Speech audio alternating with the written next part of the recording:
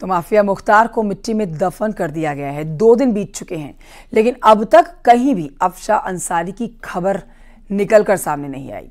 दावा किया जा रहा है कि कल रात अफशा ने परिवार को फोन किया, जनाजे में ना शामिल हो पाने के लिए खुद को कोसती रही। वहीं दूसरी तरफ लोग चर्चा कर रहे हैं कि जैसे अतीक की बेगम शाइस्ता बेबस थी, अफशा अंसारी का हाल भी ठीक वैसा ही है।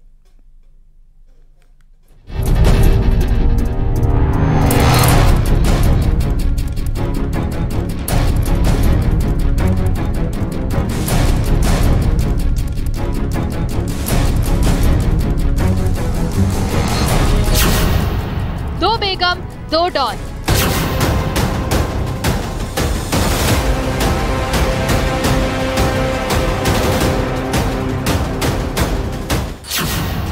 अफशा पर 75,000, शाइस्ता पर 1 लाख इनाम। माफिया की बेबस बेगम। दोनों ने इश्क किया था, दोनों ने लव मैरिज की। एक अतीक की शाइस्ता बनी, दूसरी मुख्तार की बेगम। लेकिन मोहब्बत का जनाजा निकला तो बेगम कब्र पर मिट्टी देने भी नहीं पहुंची। दरअसल शाइस्ता की तरह अफशा भी मुख्तार के जनाजे में शामिल नहीं हुई। हालांकि सूत्र दावा कर रहे हैं कि मुख्तार को दफनाए जाने के बाद रात में ही अफशा ने अपने बेटे उमर और अब्बास की पत्नी निखत से बात की थी और इस दौरान वो जनाजे में शामिल ना हो पाने के लिए खुद को कोसती रही। अतीक की तरह ही माफिया मुख्तार भी मिट्टी में दफन हो गया और उसके साथ दफन हो गई माफिया की वो दहशत जिसके दम पर अतीक मुख्तार जैसे अपराधियों ने काला साम्राज्य खड़ा किया। लेकिन एक चर्चा अब जनता के बीच खूब हो रही है। चर्चा का केंद्र है दोनों माफिया की फरार बेगम।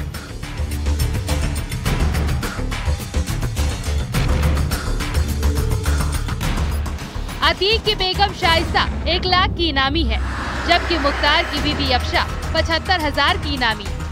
शाइस्ता ही अतीक के जेल जाने पर गैंग चलाती थी, जबकि मुख्तार के जेल जाने के बाद अफशा के हाथों में गैंग की कमान थी। शाइस्ता पर 4 मुकदमे दर्ज हैं, जबकि अफशा पर कुल 11 FIR है। शाइस्ता और अफशा दोनों के डॉन पति मारे गए, लेकिन दोनों माफिया के जनाजे में शामिल नहीं हुई। वजह साफ है, शाइस्ता और अफशा दोनों को पुलिस तलाश रही। अगर शौहर के जनाजे में वो शामिल होती तो पकड़ी जाती। यही वजह है दोनों ने जनाजे से दूरी बनाए रखी। बताया जाता है कि एक समय ऐसा भी आया जब अफशा अंसारी ही गैंग के सारे फैसले लेने लगी। मुख्तार जेल से जो भी हुक्म सुनाता उसको गैंग मेंबर्स से पालन करवाने की जिम्मेदारी भी निभाने लगी। अब मुख्तार मिट्टी में मिल चुका है, ऐसे में अफशा का 40 दिन तक किसी के हाथ आना लगभग नामुमकिन नजर आ रहा है। दरअसल शौहर की मौत के बाद बेगम को 4 महीने 10 दिन की इद्दत करनी होती है। इद्दत में वो सिर्फ मरहम यानी पिता और भाई से ही मिल सकती हैं। यानी 4 महीने तक अफशा किसी को नजर नहीं आने वाली। अफशा और शाइस्ता की तरह ही दोनों माफिया के बड़े बेटे को लेकर भी सवाल उठ रहे हैं। दरअसल किसी भी धर्म में पिता को बड़े बेटों के हाथों ही मोक्ष मिलता है, लेकिन मुख्तार और अतीक की बदकिस्मती देखिए, उनकी कब्र पर दोनों के बड़े बेटे मिट्टी भी नहीं देने आ पाए। दरअसल अतीक का बड़ा बेटा उमर लखनऊ जेल में बंद है, जबकि मुख्तार का बड़ा बेटा अब्बास कासगंज जेल में बंद है। अतीक और मुख्तार दोनों की मौत के बाद उनके बड़े बेटों को पिता के जनाजे में शामिल होने की इजाजत नहीं मिली। यानी अतीक मुख्तार जैसे माफिया ने जिंदगी भर दूसरों के घर जलाए, कोखे सुनी की, सिंदूर उजाड़े।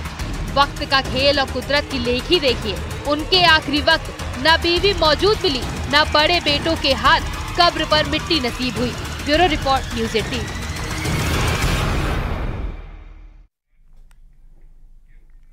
तो माफिया मुख्तार अपनी मूंछों से बहुत प्यार करता था। वो अक्सर मीडिया के सामने आता और मूंछों पर ताव देता हुआ नजर आता। मौत के बाद भी उसकी ये हरकत और ये हसरत जो है वो पूरी की गई है। हम आपको दिखाते हैं तस्वीरें। ये देखिए तस्वीरें आप देख रहे हैं, जिसमें आप देखेंगे मुख्तार का बेटा उमर उसकी मूंछों को ताव दे रहा है। ये तस्वीर उस वक्त की है जब मुख्तार के जनाजे को कब्रिस्तान ले जाने की तैयारी हो रही थी। देखिए कैसे माफिया की मूंछों को ताव दिया जा रहा है।